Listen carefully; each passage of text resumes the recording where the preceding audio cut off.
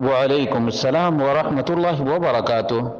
اللہ رب العالمین خیر و عافیت میں رکھے اور مزید علم دین حاصل کرنے کی توفیق عطا فرمائے۔ سوال یہ تھا کہ کسی نے بیان کیا ہے نبی اکرم صلی اللہ علیہ وسلم نے ان لوگوں سے برات کا اعلان کیا ہے جو لوگ مشرکوں کے درمیان رہتے ہیں، تو کیا یہ بات آتھینٹک اور نبی اکرم صلی اللہ علیہ وسلم سے ثابت ہے؟ اس کا جواب یہ ہے کہ اس سلسلے میں قیس بن ابی حازم اور وہ جریر بن عبداللہ سے روایت کرتے ہیں کہ بعث رسول اللہ صلی اللہ علیہ وسلم سریۃ الی خثعم فاعتصم ناس منهم بالسجود فاسرى فيهم القتل قال فبلغ ذلك النبي صلى الله عليه وسلم فأمر لهم بنصف العقل وقال أنا بريء من كل مسلم يقيم بين أظهر المشركين قالوا يا رسول الله لما قال لا تراءى ناراهما۔ اس روایت میں ہے کہ میں ان تمام مسلمانوں سے بری ہوں جو مشرکوں کے درمیان سکونت پذیر ہیں۔ علماء نے اس روایت کے سلسلے میں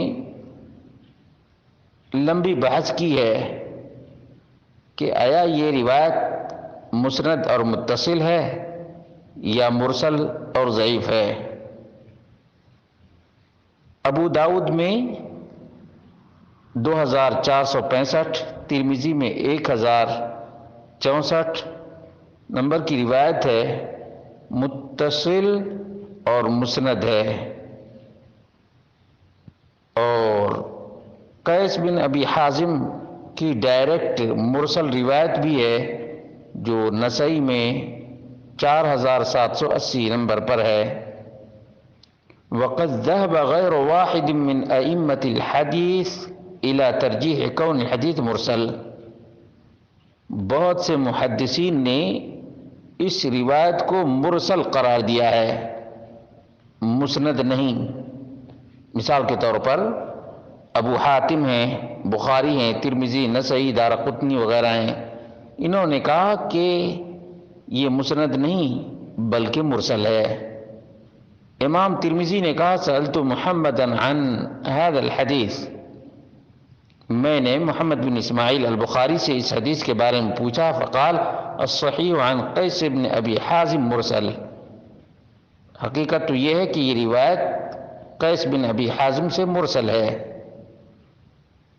قلت له، امام ترمذی کہتے ہیں کہ میں نے امام بخاری سے کہا فإن حماد بن سلمہ روى هذا الحديث عن الحجاج بن أرطاط عن اسماعیل بن ابی خالد عن قیس بن ابی حازم عن جریر فلم يعده